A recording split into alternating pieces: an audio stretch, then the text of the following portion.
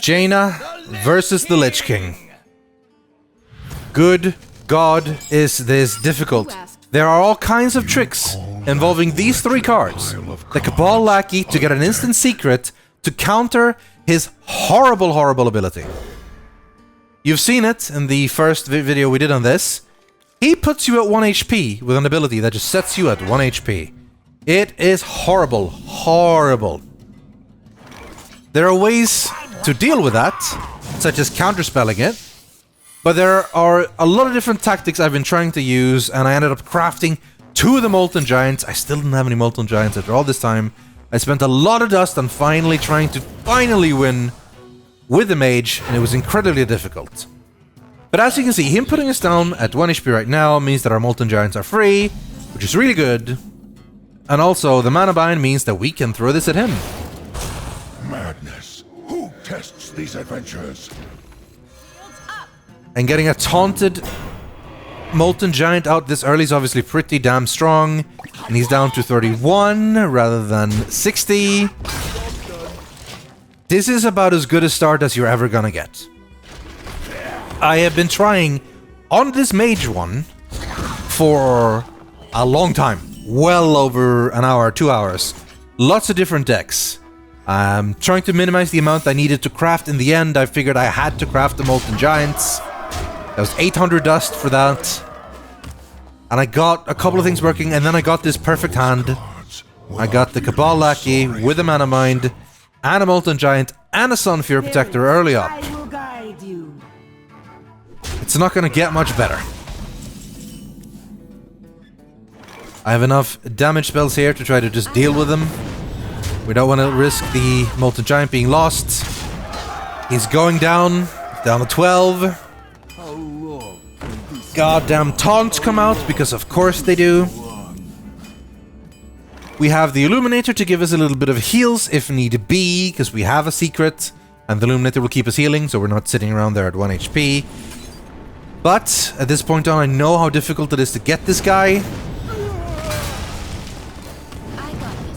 We need to keep the damage flowing before he gets into his Frostmourne phase. He's at 5 HP, but another taunt comes out. A goddamn another taunt. Even then, we managed to get the Frostbolt, which combined with the Sun Fury is enough to take that one out. I decided to realize to slow it down a little bit to get the Illuminator out. And then I realized we can't get him this turn. Because of that slime. If it hadn't been for that slime, he would have died. Instead, he's at 2. He's at 2. It's like, I can get him, I can get him, I can get him. And then he blizzards. But I have duplicate. It's like, there's no way I'm losing 2 Molten Giants. I mean, you guys can sense this coming a mile away, can't you? He's down to 1 HP. But we have no taunts. And turn 7 hits. He gets his Frostmourne. He gets his Wailing Souls. And we die.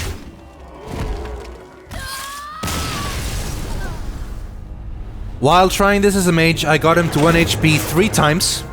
I got him to 3 HP 1 time.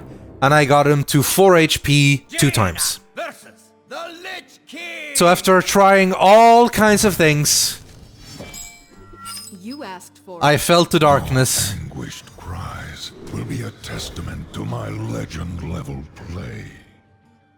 And built a Murloc deck. We're still using the Molten Giant, so at least that wasn't a waste of a craft. But yeah, Murlocs it is. We don't even get the Cabal Lackey to try to counter or copy his kill in the beginning. We're just gonna eat it. We're just gonna eat the damage down to 1 HP. Because, I mean, why do we need health when we have Murlocs? We're a little bit lucky here that we did end up getting a Frostbolt. Otherwise, we could have tried the charge. But this buffs up the Mana Worm a little bit. Mana Worm's a solid card. Always enjoyed it. It's only a shame we got the non-golden one. Meat Wagon is not a particularly good card, I don't think. Let's get Murlocking. We don't have a taunt, so we need to make sure that his board is kept clear. But the Molten Giant is in play. We're getting lots of damage every turn. Spirits, I will guide you. Risky here with the Shadow Guard. Shadow Guard could take out anything. There's a Fireball if need be. Looking at the Meat Wagon, I'm pretty much realizing it's garbage, so we're not going to bother. It'll only give us, well, nothing really. And then I realize, okay, we have a lot of them. Let's pray to God he doesn't do it to the Molten Giant. And then, of course, he does it to the Molten Giant. No, not quite. But he would have. It would have been perfect. It would have been perfect if it did. Instead, we realize now that we already have him down to 30.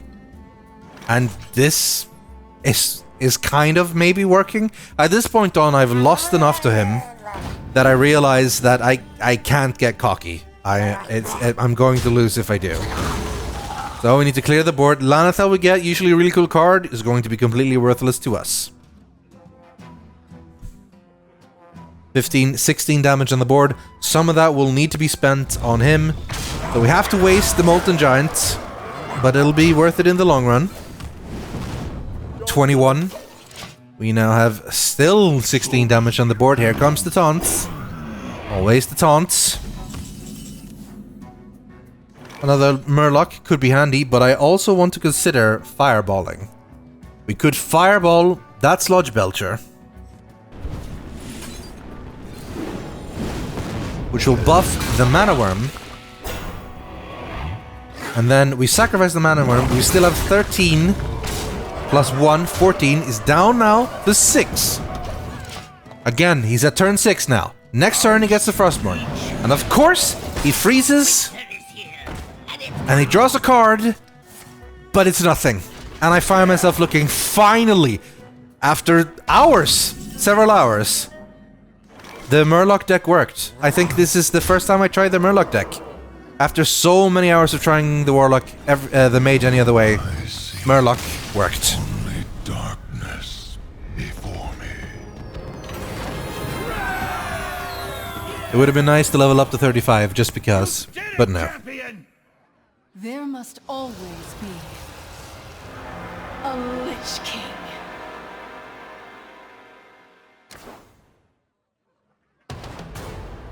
Frost Lich Jaina. Now that's cool. She didn't even notice her blood freezing.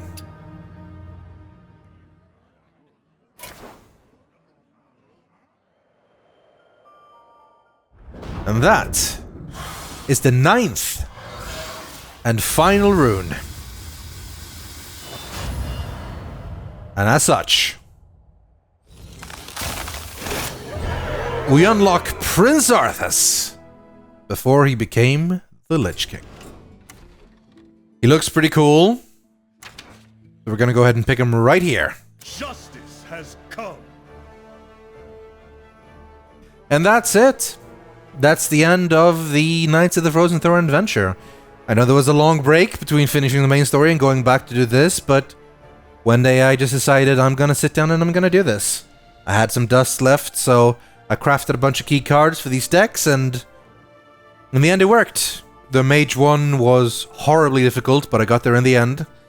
And I would have been annoyed if it turned out that I didn't need the Molten Giants, but I did. So it worked out. I think this was really fun. This was really challenging. It's really cool. And it is an optional reward. It's only cosmetic, so you don't feel like you lost out on a lot if you didn't manage to beat them. Single player stuff like this has always been my favorite, and it's always going to be. So it was fun to figure out how to deal with them. Of course, I figured out only a little bit. I am fully admit that most of it was looking up decks online and going for it. But it was great, and it was fun, and the only thing I wish was that Murlocs wasn't that good. It would have been great if you couldn't just Murloc down 3 or 4 or 5 of them. But then again, it's hard to stop that, because it's just an effective way to play the game with lots of early damage.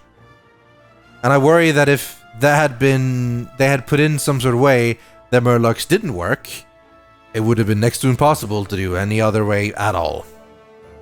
So, that'll be the end of Knights of the Frozen Throne. I hope you've enjoyed. Thanks for watching, and I'll see you in the world of Hearthstone when the next solo adventure comes out. Until next time, goodbye.